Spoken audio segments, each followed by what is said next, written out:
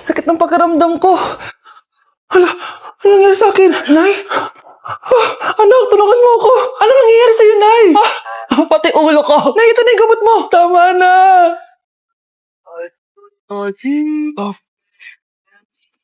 Kala ko naman na paano ka na, Nay? Kaka-tiktok mo yan eh. Aba, bakit? Ikaw lang ba pwedeng gumawa ng mga uso? Parang gusto ko rin gawin yan, Nay. Tara.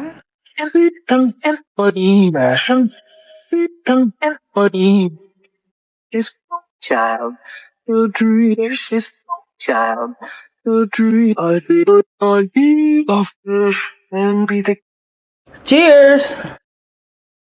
Hindi ko na kaya! careful. Ay!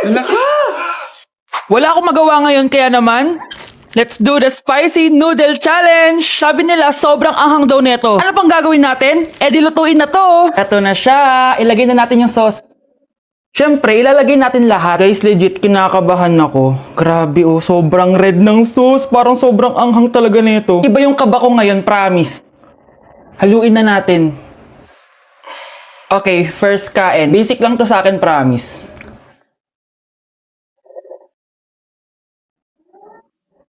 Parang wala lang. Napaka-basic. Parang level 1 lang siya. Wala siyang bahid ng kaanghangan. Guys, uubusin ko to para sa inyo.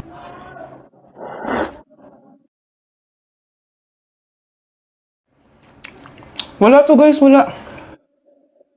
So, bumili din pala ako na tong... Oh my... Natunaw yung ice cream ko! Di guys, ano lang to? Diba? Wala man. Basic.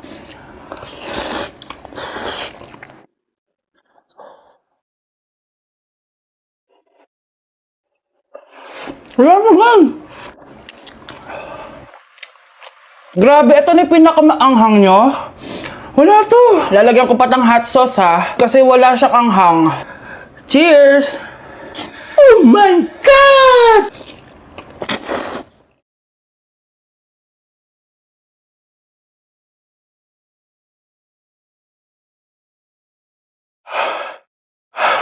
Honey Bunch!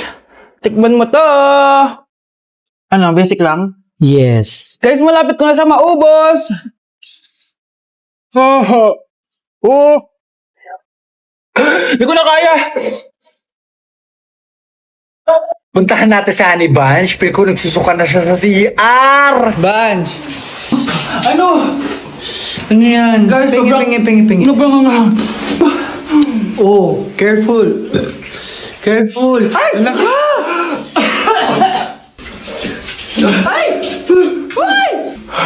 Next challenge tayo ng spicy. Ayoko na. Eating only 7-Eleven for a day. Let's go! Honey Bunch, gising na, magkukontent ka, patayo na dyan.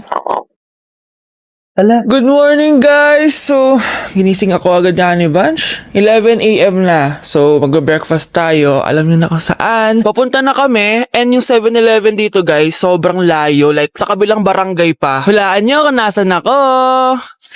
Nasa isang branch ako na binigay sa akin ni Daddy. Thank you, taxpayers! wow, ang daming choices, oh. Umagang umaga, samgyup sa lagad. Ano yan?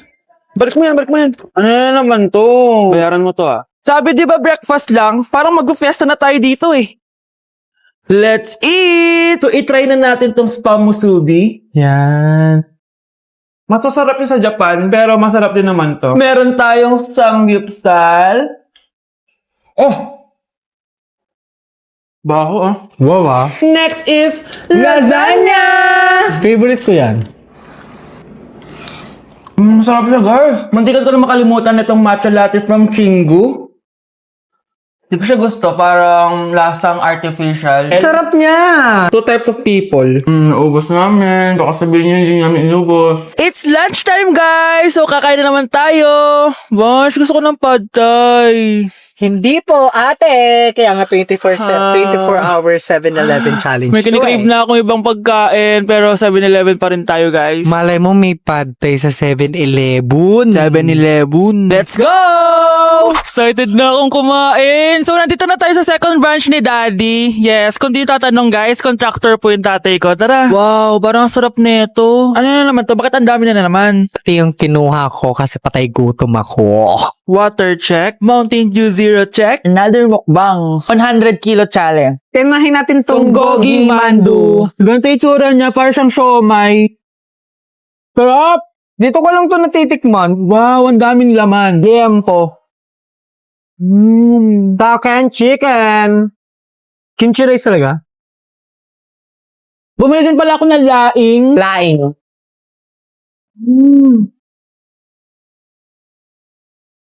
Di ko siya bet. For the dessert, May dessert pa?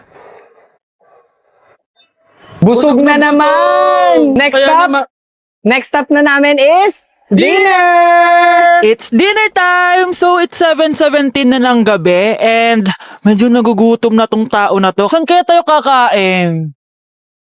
Ayan, saan pa ba? May sisig, oh. Let's eat this. Guys, may Bicol Express. Okay, mukbang na naman.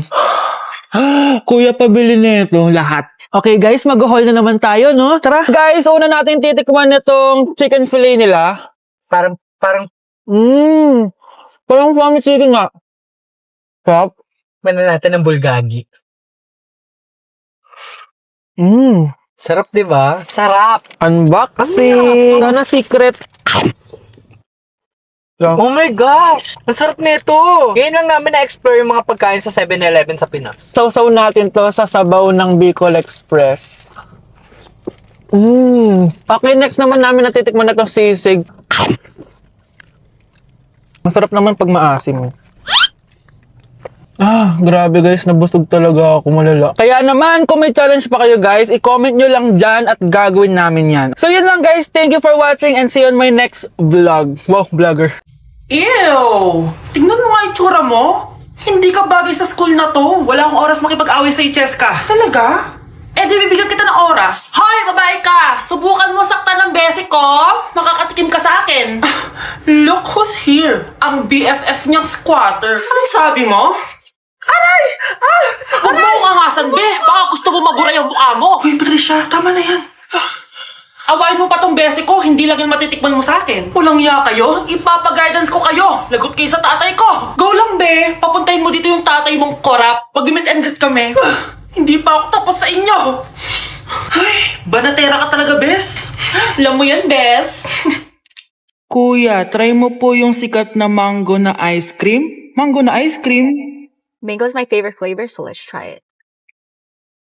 Wow, parang ang sarap niya. Tara, bili tayo. So, papunta na ako sa convenience store para hanapin yung famous na mango na yan. Sabi nila meron daw dito sa Vietnam. Kaya pumunta ako dito sa Circle K. Guys, meron dito oh. Hello, kompleto. Guys, excited na ako matry ito. Bilhin na natin. Grabe, napakamahal naman ng mga yan. Ayan guys, binili ko yung mango, yung lemon, tsaka yung peach. Eto na sila. Tikman na natin. Unahin na natin tong si mango kasi ito yung pinakasikat. Sirain ko na. Wow! Mukha talaga siyang mangga in real life, guys. Tapos dito siya hahawakan. Okay, unang kagat.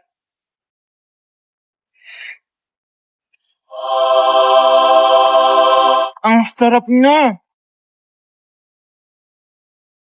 Lasa talaga siyang mangga, promise, na may konting gatas. Medyo maasim din siya na onte. 10 out of 10 to sa akin, guys. Okay, next naman itong peach.